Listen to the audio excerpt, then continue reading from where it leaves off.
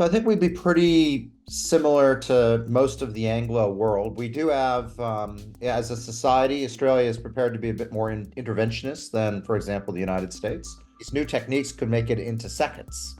Wow. And so it just speeds up every little bit and a piece. I have made huge numbers of mistakes. I'm beginning to see how all these patterns fit, but then forcing them to make mistakes with AI and make that Mm. cycle of mistakes. We're going to have an AI regulation. Mhm. I would have a series of principles that are very high level, that look like a human rights charter or whatever. Welcome to the Regulating AI Podcast. Join host Sanjay Puri as he explores the dynamic and developing world of artificial intelligence governance. Each episode features deep dives with global leaders at the forefront of regulating AI responsibly, tackling the challenges using AI can bring about head-on and enabling balance without hindering innovation. Welcome to Regulating AI, a podcast that brings many diverse global voices to the discussion of creating democratic, fair, and equitable AI regulation around the world. Today, we have the privilege of interviewing Professor Brian P. Schmidt, the winner of the 2011 Nobel Prize in Physics, and a renowned astrophysicist from the Australian National University. Professor Schmidt is most widely known for his groundbreaking work on supernova, gamma ray bursts, cosmology, and the discovery of cosmic acceleration. Professor Schmidt has served as the 12th Vice Chancellor and President of the Australian National University from 2016 to 2023. With his expertise and passion for evidence-informed policy, education, quality, and global sustainability, Professor Schmidt is an invaluable voice in the discussion of regulating AI. Welcome to the Regulating AI Podcast, Brian. Good day. Nice to see you. Wonderful. Brian, how do you see the current state of AI regulation globally, and what are the key challenges we face in this area? Well, I think right now it's the Wild West. We have a rapidly changing technology that we can see doing more and more things. We don't have a regulatory environment tuned for it at all. Indeed, people are sitting sort of watching what happens. And I think that the way it's being regulated is essentially how you regulate any company or person. There's a certain level of responsibility, but I think it's fair enough to say it's well out in front of any regulation at this point. And so, yeah, I think that right now we're in the infancy, but we're going to see this beginning to cause lots of problems. It's going to ultimately, I think it'll slow down AI development but potentially a huge amount of harm could be done between now and when, you know, the legal ramifications of what's going on right now actually make it way through courts and becomes very expensive for, I think, a lot of companies and individuals would be my guess. So what you're saying is right now it's basically self-regulation and it could all come to a head. Just switching to where you are based, what is Australia's approach to AI regulation? Brian, can you, for our listeners, and just so that to set the perspective, we have a global base of listeners. We have policymakers, congressmen, senators, their staff, policy hawks. We have think tanks, industry leaders as our audience. So tell them, where does Australia stand in terms of AI regulation? So I think we'd be pretty similar to most of the Anglo world. We do have, as a society, Australia is prepared to be a bit more interventionist than, for example, the United States. So we have a position that was created 4 or 5 years ago called the E-Safety Commissioner. Hmm. And this is a position that is a government position, but it has a lot of independence from the government of the day. And that e-safety commissioner is able to go in and essentially put in injunctions, go in and call things out very publicly.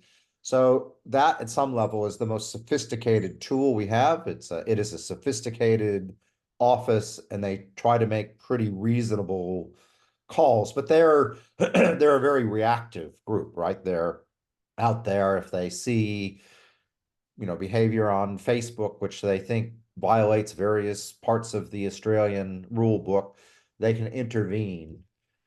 We have had, in a few places over the last 5 or 7 years, our legislature through a parliament try to regulate, but it's I would describe it as grossly misaligned with what's going on, sort of a box checking exercise that was out of date the moment it was created.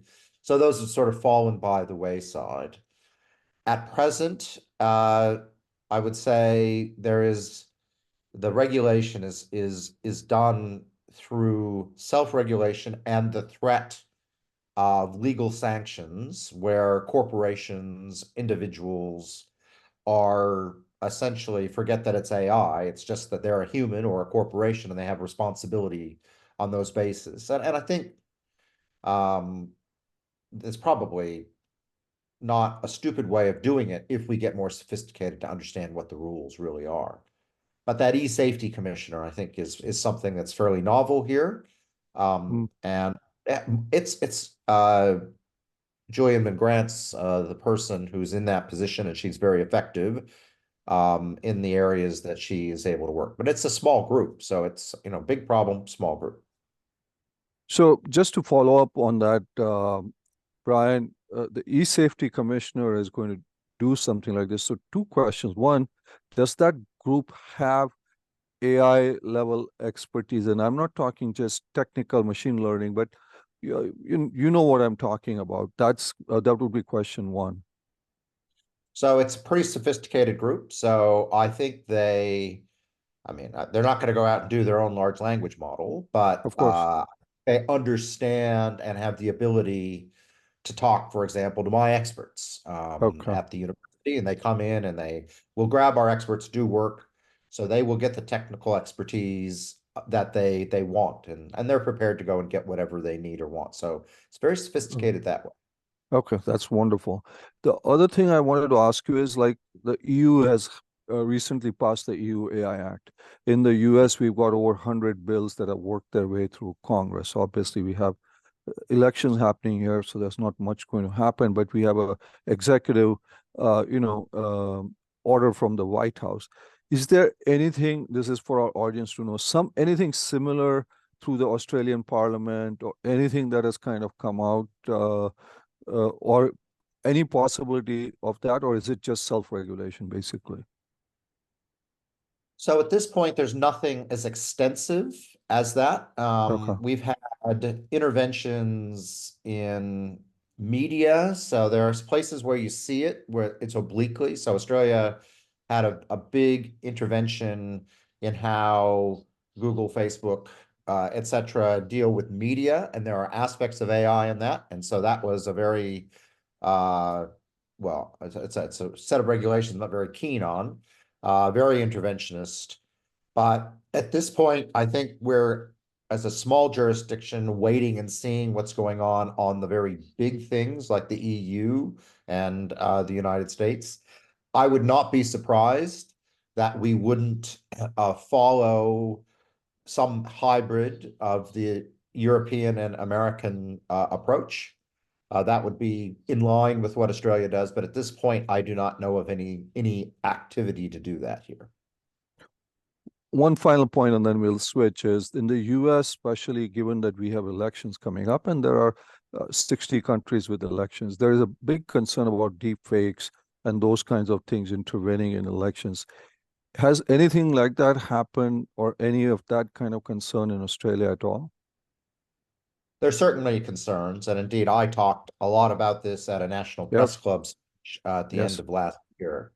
And there are concerns. It's talked about, but then the question I would ask is, well, and what are we doing about it? And the answer is, I don't see any activity being actually done to contemplate a very large amount of new material coming digitally over the next 12, 18 months. And so, with respect to our own elections, the security agencies are looking and monitoring. And so I think it is being looked at and monitored. We haven't been the campaign of a international, activities as near as I can tell. And so right now it's kind of individuals misbehaving rather than any mass thing. But would we be ready for a mass onslaught? I don't think so. I don't see the preparation put in place here. Okay. Brian, given your background in astrophysics, how do you think AI technologies could revolutionize scientific discovery in your field? Well, so my Nobel Prize, which goes back into the 90s, I used a two-layer neural network, even back in like 1995, 1996, to do defect detection in my pipeline because I had millions of things to detect, and doing it by hand was hard. So that's a good insight into where it's just a no-brainer. It can go through, and lots of things that we do right now as scientists where we're just sort of turning a crank, trying to, be filters rather than actually thinkers. Any place that, then I think AI is already being used a lot and will be used more and more and more and more. I think as it gets more sophisticated, and we can see that, it'll be interesting. Science is very creative. And so the question is, how are we going to use it? So for me, we're using AI to do interpolation. So imagine I have a very computationally expensive model I want to run, Mm-hmm. but I need to run that model a lot of times. So I have enough supercomputer power to run, let's say, 10,000 of those models. Mm-hmm. But when I'm trying to fit a model to data, those 10,000 are not nearly enough. I need to be able to kind of fit where the algorithm takes me. Turns out AI can interpolate amongst those models extraordinarily well, kind of frighteningly well. And so that's a little place where we're using it, and it speeds computation up by, 10 to the 6. And you can see it's the moral equivalent if you look at in games where they do the ray tracing of Mm-hmm. reflections and stuff. You calculate it, and then you can Mm-hmm. interpolate with AI, and it essentially gets the answer right, good enough all the time. So there's things like that where it's very, very important. Where I don't think it's going to be used is to, come up with new solutions. It will be very good at taking lots of information and essentially applying the principles that we already know. So I think the best case in science, the most radical piece of new knowledge was AlphaFold doing protein folding. Mm-hmm. Now, AlphaFold didn't, in my opinion, invent anything new there, but it took all the information we had and was able, through AI, to come up with solutions we had never seen before. So it's not particularly creative, but it's a brute force way of solving things that are really hard. So those are, I think, the most exciting things right now, but people will use it in ways I haven't even thought about. And that's the creativity of science. Just for our audience, folks who are not astrophysicists, would it imply more discoveries? Would it mean that, let's say it took you a certain amount of time for your discovery to win Nobel Prize? Would it compress time? I'm trying to put it for laymen like me. What does that mean, Brian? So it will, I think, allow scientists to make their discoveries quicker Hmm. because it just speeds everything up. Okay. So I'm going to write code. I mean, I wrote 150, 200,000 lines of code for my Nobel Prize. Well, Wow. now you can have Copilot or something helping you write that code. and it's going to be a lot faster. When I go through and I do all these things I had to do manually, it's going to speed that up. When I want to calculate, as I said, a set of models, when I went through and had to calculate, for example, is the universe accelerating or decelerating back in 1997 when we were doing the calculations, that took days, right? And these new techniques could make it into seconds. And so it just speeds up every little bit and a piece. So that's the obvious bit. The unobvious bit is then it allows you to do something you just simply cannot do. A breakthrough like AlphaFold doing protein folding. Those are the creative ones that I don't know what it's going to do in advance. I think it's very hard to do those, but it clearly can do it. And that's the place where you might just simply be able to do new things, make new discoveries that are beyond humans on their own. And that's, I guess, the exciting part, but also a little bit of the scary part where, that's the future. It's hard to predict. Yeah. So speeding things up, but there are obviously challenges to that. Brian, are there any lessons from past regulatory frameworks in other scientific domains that you worked on that we could learn when it comes to shaping AI policy? Well, probably the closest thing that we have is ethics within. We have ethics committees mainly to deal with human-based research. So I'm an astronomer, but I ran a university, so I know about that.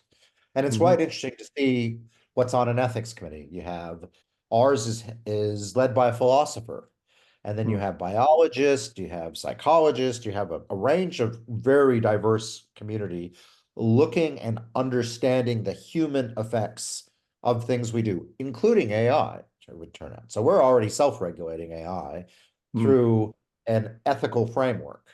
Now, before ethics committees were big, people went out and did experiments that we consider now to be amoral, immoral, having sometimes terrible consequences because it was unregulated. And now there was self-regulation. The individual human had to make decisions. Is this okay? Or can I bring 40 undergraduates and, do shock tests on them depending on what they're doing, which we now know is probably not okay without a lot of bit around it. So I actually think the notion of a really sophisticated ethics committee, and may I say an ethics committee has absolute authority within the university. That is, I, as the president of the university, cannot overrule it. It's a diverse committee that do not have conflicts of interest on the ideas, and it's a sophisticated way of taking a set of higher principles, which is not doing harm. And so I think those will be very useful for companies, universities, corporations. How does it then work within government? Well, the government for universities says you're self-regulating well enough through these committees that we're prepared for you to do it this way. Now, if that committee gets something wrong, the government will come after the after the university. So I have every reason to make sure that ethics committee will support the university if we were to be legally taken on by the government. And thus far, for us at least, no issues. It's very sophisticated, and I don't feel any threat about it not being able to satisfy government, a court, whatever. So that's one insight. But I think that works to a point, but it's not going to work for bad actors. It's not going to work for individuals. So, there's going to have to be a set of norms, I think, about what's okay and what's not. But it is, I think, quite effective on corporations and big organizations. So, Brian, incidentally, right now, there is a big conversation and a movement happening in large corporations, let's say large Fortune 500, to set up ethics committees and ethics boards. In your case, again, for our listeners, is your ethics committee made up of university employees or are these independent people from outside? In our case, it's largely people within the university, but it can bring people from outside if it wants to, other universities. And I think one of the things that's different about a whole culture of a university Mm. is a university, you have academic freedom. I Mm. cannot fire you, right? No matter what you do.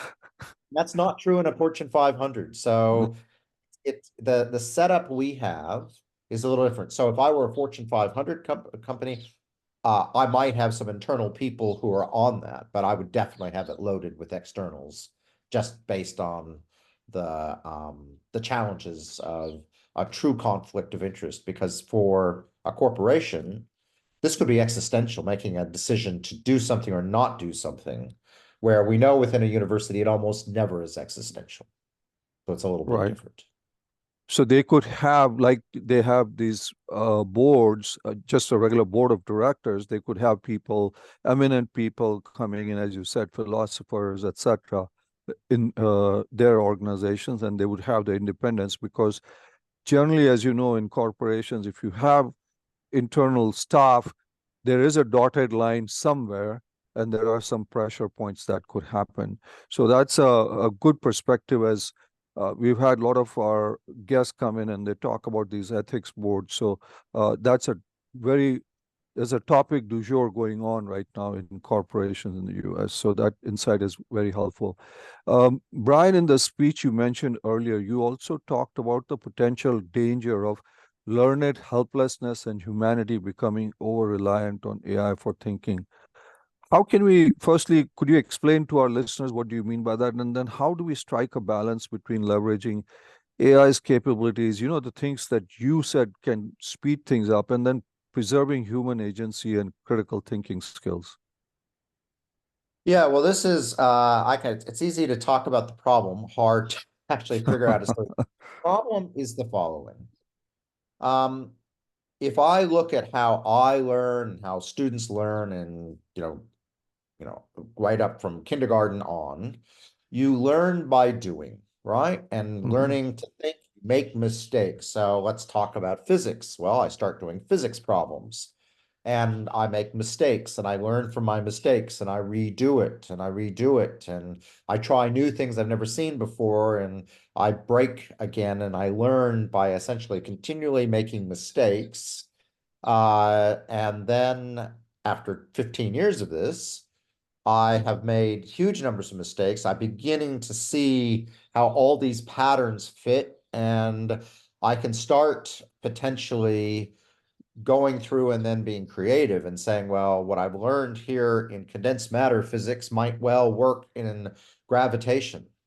Mhm. Now, the idea, and thus far, I've seen no evidence that the creative aspect that AI can do at all right now. Okay. Some people may disagree with me, but at this point, I have seen no evidence that AI can kind of have a leap of thought like Einstein did when he thought of general relativity. That's probably an extreme example. So imagine you start using ChatGPT, as many, many students do, and so you have it just kind of help you all the time. So that Mhm. instead of making mistake after mistake after mistake, it helps you get the right answer much, much faster, Mhm. right?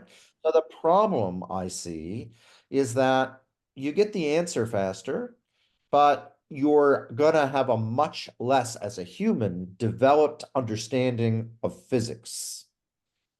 And Mhm. as after 15 years of this, you're going to be much less capable than of breaking new ground when you get to the things that AI cannot do. So the AI can get you all the way up. Literally, we'll probably be able to do to the cutting edge of physics that we teach right now. But by its current design, it's not going to do the new physics. And Mhm. humans are not going to be trained to do the new physics either. And so we end up in a place where our knowledge kind of asymptotes to where it is right now. Because AI will do Mm, everything we know incredibly well, but it's not going to push the boundaries in the same way that humans do. And so that's that learned helplessness where we become helpless in the future to do anything new because we're so good at doing what we already know now with AI. And that is a real risk.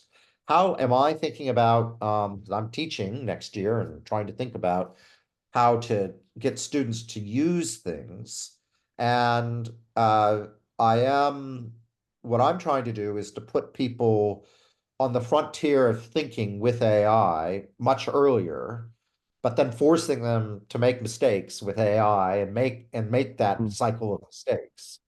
Uh, but you have to then put people to the frontier much faster, where AI and isn't going to help them or get them to do problems that AI has not yet figured out how to do. And so that frontier, uh, I'm learning exactly how I can do reasonable problems that put people in that cycle of learning by doing rather than learning by regurgitating, which is what I think the danger is. So learning by doing, not regurgitate. Just two quick questions on this point.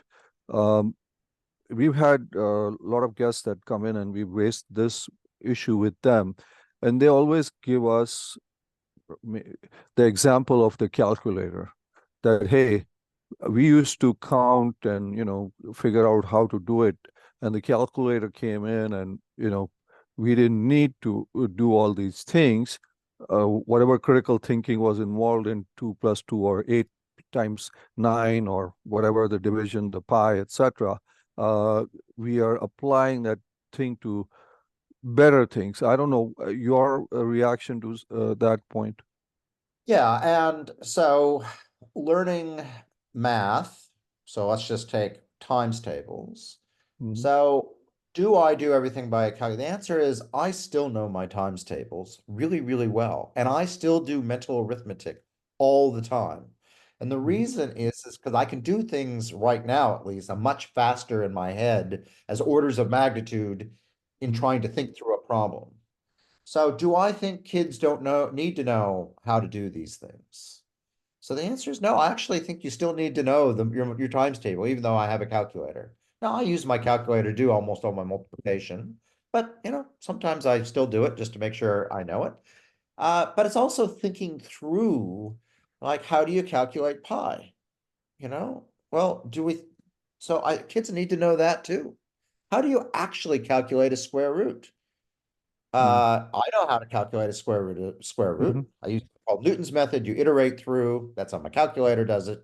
I can go down and I can write that on a board right now. I learned that in high school. Okay, so those things are still useful because they help me, and I use those techniques to solve other problems at the edge of astrophysics.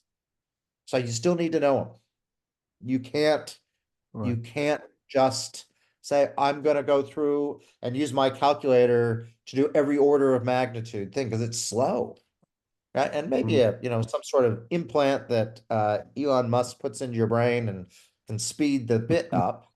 But I still think those things are part of the wiring we need to creatively solve new problems. That's why I think I'm worried about it. And yeah, we're going to use it all the time, like a calculator, but it doesn't mean you don't actually have to slog through and learn it still. So we need to slog to and learn it still. Uh, Final point, you made a very important thing. I talked about the peak, reaching the peak for AI if we lose our creative thinking. Um, that's a very important point. Uh, do you have let's just say if we stopped our critical thinking, when do you think the peak would happen? Is there some kind of a timeline or something in your mind? Well, it's long, so it's uncomfortably, it would take, I mean, people like me exist. I'm 57. Mhm. Actually, I have people who are 20 years younger than me that exist who are 37. So it would take 40, 50, 60 years probably. to come crashing in, but it's going to slow down. So you would see slowdown very quickly because the 18, 20-year-olds are very creative normally. Yeah. Most people do a lot of their best work, like it or not, before they're 30 because they're, Yeah. they don't know what they don't know. They're very creative and risky. Right. And you would really kill, I think, their creativity because they won't have the tools to do it. So you'd see a slowdown, I think, within a decade, but the machine wouldn't come grinding to a halt, I think, or wouldn't, I'd say an asymptote. I think you'd see that in 50 years. I don't know. It kind of feels like a dystopia of some future sci-fi movie where, Movie. well, I think it's already been written, right? It's just something where Brave New World or whatever, where everything is sort of in a status quo, run by a machine, and that's kind of what it's going to feel like. It might be fine. Maybe maybe we would be better, be in some sort of sustainable equilibrium. But yeah, it would certainly be different than the rest of humanity's history. Wow. 40, 50 years, as you said, maybe it's like a sci-fi movie, the reverse of Minority Report or something like that. Who knows? Yeah. That's It's more like it's like a Brave New World or 1984 is what because right. you're gonna have, in the end, the machines will be doing everything, because we will become more and more helpless over time. That's the challenge. Wow. Yeah. Brian, switching, just getting your thoughts. How can we make sure that the AI systems are developed and deployed where we uphold ethical principles and protect fundamental human rights by, in the development of these systems? So again, I think we need to, if I were going to have an AI regulation, Mm-hmm. I would have a series of principles that are very high level, that look like a human rights charter or whatever. So it's a set of principles, and we tell companies, these are the principles we expect anything you do, tech, AI, whatever, you have to abide by that. And if you don't, you are breaking the law and we're going to come after you. And I would just make it a high level set of principles. So if you deploy things that have, massive racial biases in them, that's just like being a racist. You're held up. That is against a principle, and you are responsible for the tech you deploy not doing that. And again, you're going to have ethics committees, and you're going to have to put in some stuff that we're not used to right now to have confidence that you're doing that. But we don't allow people to go out and kill people on the street with, without consequence right now. And just because you have an AI driving vehicle, I think everyone understands that if someone has responsibility for that car if it runs a pedestrian over. And what's interesting is I think it's going to be a dilemma is, let's take the AI driving car. Right now, if you can demonstrate, if you're, let's say, Tesla, that we are 10 times safer than a human driver, well, like it or not, I, as a human driver, when I hit someone, I have responsibility. Tesla is not going to get a free pass. Even if they're 10 times better than me, they're going to be responsible for every single person they hit and hurt or kill. And there's no going around that. You don't get through it just because you're 10 times better. And I don't see, I think people get themselves into a quandary and say, well, because they're 10 times better, no responsibility is had. Well, that's not true right now. If it's a genuine accident that's shown to be beyond their control, fine. But I think this is going to start rearing its ugly head and slow down AI, because it turns out that if you're going to do things safely, against these principles. You just can't go as fast as we're going right now. And you know what? That doesn't bother me. I think going a little slower and getting it right is fine. I actually think that's good. I don't think the future of the world depends on how fast billion-dollar corporations roll out their AI when it's deeply flawed. I think the upside, the downside are there's a fair bit of symmetry in both directions. So I think that responsibility is going to have to be there, but it cannot be a 400-page document with specifics. It's going to have to be principles aligned, just like we deal with humans. So you raise a couple of interesting questions, if I may follow up. Yep. You said if Tesla cannot get away if the car kills someone. So there's a big question, and things are now bubbling up. As you know, in the United States, we are a litigious society, and lawyers, are going to look at some of these things. So if AI does harm, who is going to be responsible? The builder of the systems, the implementer of the systems, the user of the systems, all of the above, or it depends? So I think, what's going to happen in the United States, whoever has the money will be blamed. And that's why we need some regulation that comes in.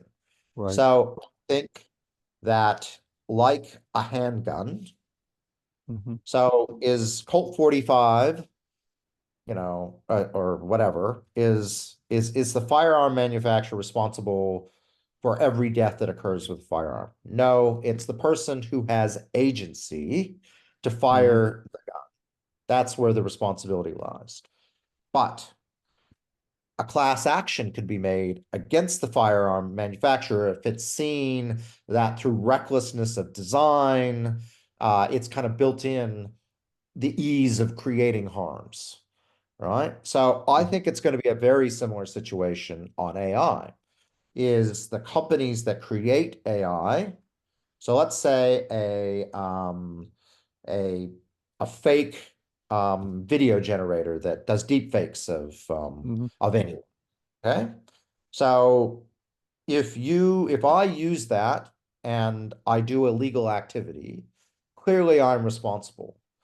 But if Google has built that and enabled lots of people to do illegal things, clearly they have a level of responsibility as well. So I think it's gonna look very, very similar to what we do with other bits of technology. And I do think overthinking about it isn't right. Ultimately, humans are going to be responsible, not the AI. And if we start getting to the point where the AI is responsible, then it probably has replaced us. And at that point, I'm pulling the electric cords out of the wall because I figure it's over. So humans have responsibility.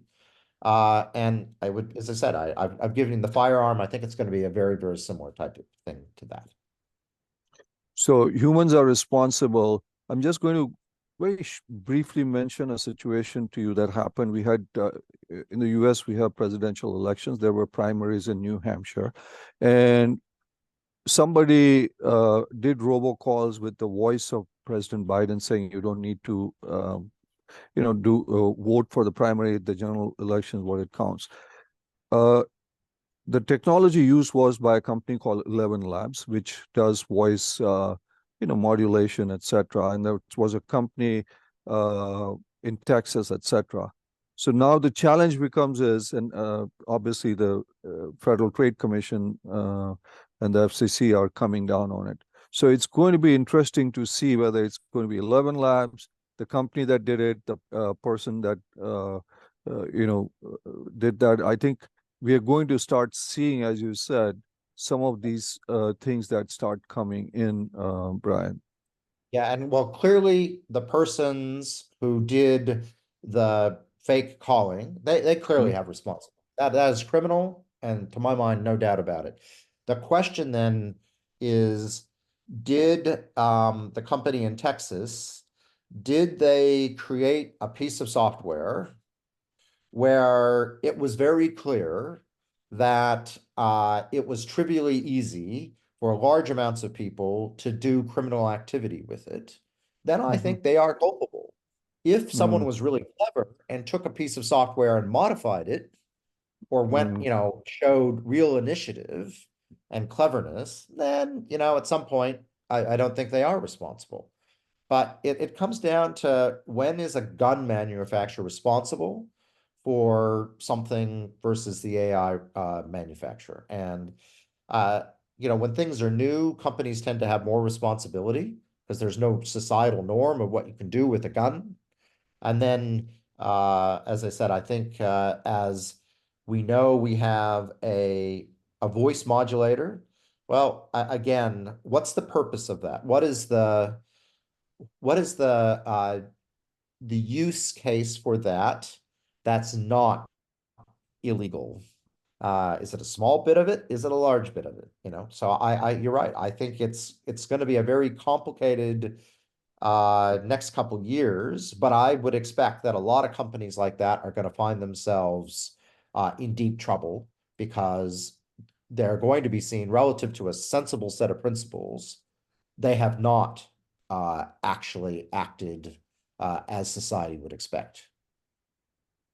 You also very briefly touched on a point that's of deep concern globally, that, like social media, it seems like a few technology companies, primarily Silicon Valley or others, are going to dominate the world of AI, because it is almost impossible for smaller companies to create these large language models. It costs about $1 billion, or at least hundreds of millions of dollars to create that. Is that a concern to you in terms of either monopoly?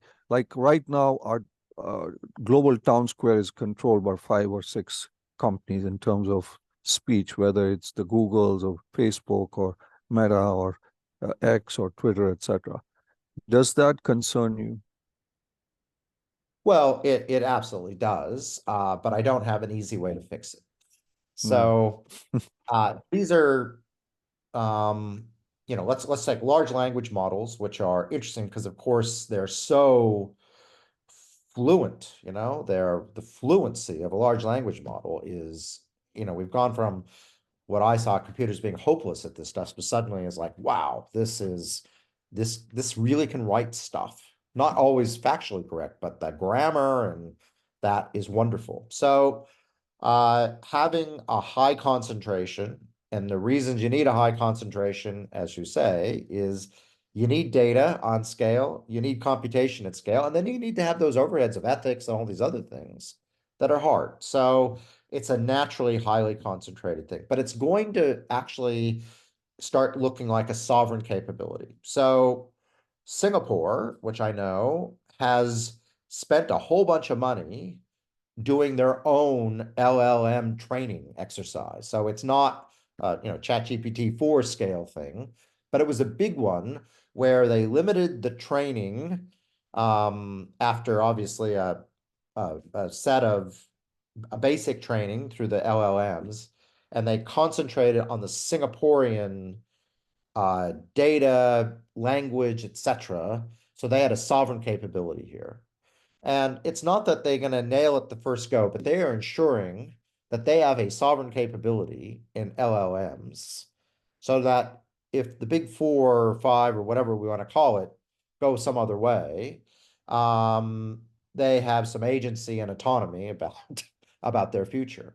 So that tells me that there may need to be a public square where there is literally a open, and I would say would have to be open, government-sponsored resource that had computation, and you bid on it. So you're going to treat it just like a telescope. I have to go and write a proposal. It's very competitive. And I think creating a capability that is in the public square is going to become of national importance. And it's not going to just be the US that does this. It's going to be Canada. It's going to be France. It's going to be Germany. It's going to be Australia, because they're too important. And that's how I would deal with it. I think you need to create, you can't just let big tech do it. And you know what? it will also create creativity, because right now big tech does things that make money, right? And just learning how to sell people things has really created some interesting opportunity, but it's also really slowed things down, right? Mhm. And so I think that's how I would do it. I would create a national, well, observatory, except we'll call it a national capability, where the public and researchers and highly skilled people could go out and use it, and including small companies, right? So small companies have the right to bid into this as well. So you raised a couple of interesting points, if I may follow up. One is in the United States, for our listeners, there is a scientific research body called the National Science Foundation. We've had the director of the National Science Foundation that has come in, and they are creating this, what you just said, the national research institutions where academics and others can come in, providing compute power, etc. But the other point that you touched on, Brian, is the sovereignty, the national sovereignty. But it also has implications. We've talked to people from smaller countries who have history, who have culture, and they want to retain that. And they are saying that if these large LLMs who kind of, work on data on the internet, English language, Western civilization, or American civilization, we are small countries, let's say in Europe, etc. Should every country have their own, as you talked about, large language model in some shape or form? It doesn't have to be for ChatGPT 4, 4.5, or 5, but just to retain their culture, values, etc. I think they're going to have to, and we're going to get very sophisticated about, where there's commonality in these, so when your listeners, a lot of them will know that when you start with an LLM, you don't just start with a blank piece of paper these days. You have one that's been trained on lots of data that kind of figures out the basic way that the large language model, and it turns out that is quite universal across languages, right? So you can use that on Aboriginal languages, which are 65,000 years here. But Mm. obviously, there's more distance. So they don't work quite as well as they do between French and Italian, which of course are very similar. Mhm. So I do think, like Singapore, those countries are going to have to invest in a capability that retains um, their culture and history. Because if they don't, it will be lost. And I feel particularly bad for a country like Estonia Mhm. that is tiny and has a language which is probably the oddest of a small, Mhm. country in the world. Sorry, Estonians, but Estonians have a very funny language that doesn't really connect into too much else. So, that's going to be hard work for them to keep their language going, because it just is quite different than other things. So, but you know what? Researchers will figure out how to do this, because clearly humans can do it. And, right now, an LLM trains on a lot more data than you and I have ever ingested in our lives. And that's what they need to do to get as good as us. But people will figure out how to make that easier and better and learn contextually and stuff. So, but I think it will be important. Brian, you obviously are teaching students at the university. Uh, there have been all kinds of reports, whether it's IMF, McKinsey, etc., in terms of massive job transformation disruptions that are going to come 30%, 60%, etc. You are now teaching the students, and obviously one of the purposes is that they go out and find employment. What are your thoughts? Firstly, do you think these transformations are going to happen? And secondly, what are your solutions? Because as someone who's teaching these students, you have, I presume, some sense of responsibility to them. Yeah, so I do think a big transformation is coming. And so what I always tell students, tell your listeners, is if you can always have the machine be subservient to you, then you become a superhuman. Soon as you are subservient to the machine and it takes your job, you're in trouble. So when I teach students and our university teaches students, we are very much looking at giving them capability of technology, augmenting their capabilities, not being replaced. Now, ANU is one of the top 50 universities in the world, however you want to look at it. The reality is, and this worries me, is that the most academically gifted and privileged people come to my university. Hmm. And I am training them to be superhumans who can do 10, the jobs of 10 other people. So I'm not really worried about my students because we are training them to use this technology. I am worried that not everyone gets to come to my university, and indeed 99% of people don't. And there will be mass job uh, loss, and it will probably re-equilibrate over the fullness of time. But when we go through and we think of the Luddites, that was real. The Luddites, many generations of people were really, really knocked back by that, and they eventually got jobs. But, that didn't mind that, if you were the person born in 1835, that didn't matter because you didn't get to learn how to use the new types of machines. You just, had a terrible, miserable life. So there's going to have to be some sort of societal intervention.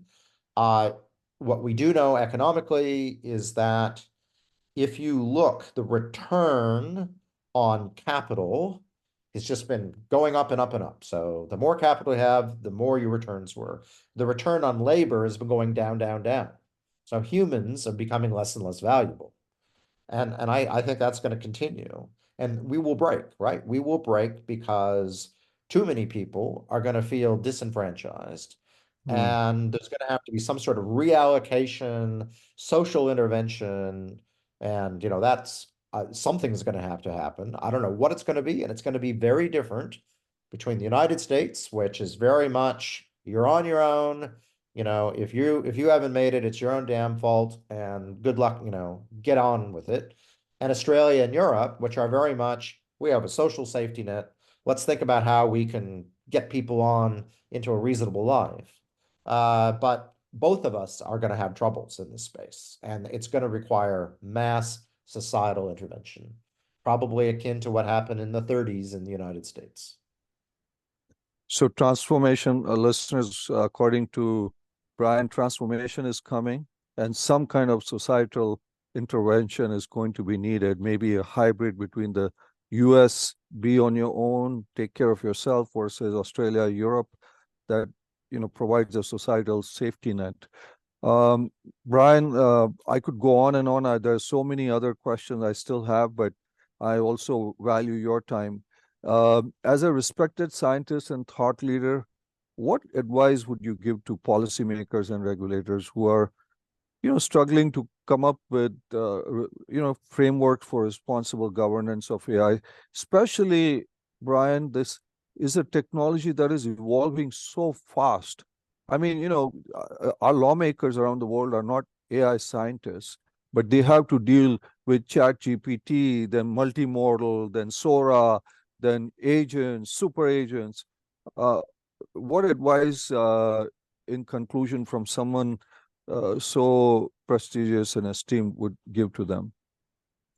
Well, I would put together a uh, a group, a board of experts from quite a broad ranging things, not dissimilar to an ethics committee, but you need to have industry players in there. You need to have philosophers, you need to have researchers, you need to have bureaucrats.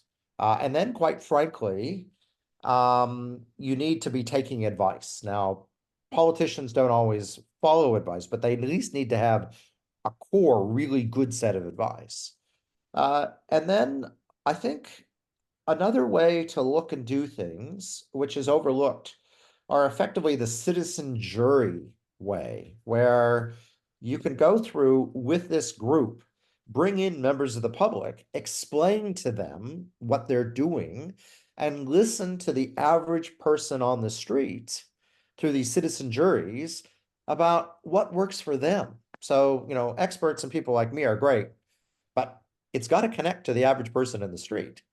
And so I think you need that expertise and then a citizen jury type thing. That's what I would do. And then there's some hard decisions. And as I said, I think you're going to end up going against a set of principles and then holding companies and individuals against those set of principles. And the faster we can get to a system like that, I think the better. And those principles are beyond the actual individual technologies. I think most technologies right now, you can work through that. But as you said, the details do matter. So for our lawmakers who are listening, have a group of experts, have citizen juries, have a certain set of principles that you can operate on. That's wonderful advice, Brian. Really want to express our gratitude for sharing your invaluable insights and perspectives on this crucial issue of how to regulate AI. As we deal with the challenges, your insights have really helped, give us some food for thought. And as we continue to navigate the complex landscape of AI development and deployment, we want to have as many diverse voices and that can foster international cooperation and prioritize ethical principles. We encourage our listeners to continue exploring this crucial topic and to actively participate in shaping the future of AI regulation. So thank you for joining us on Regulating AI, and we look forward to continuing this important conversation. Thank you so much, Brian, for joining us from across the globe. It's really, really been a pleasure. And like I said, I have so many other questions I wanted to ask you from some of your comments, some of your papers, but we'll have to have you again. Thank you so much. Thank you so much. And really appreciate the initiative you're taking in this very, very important area.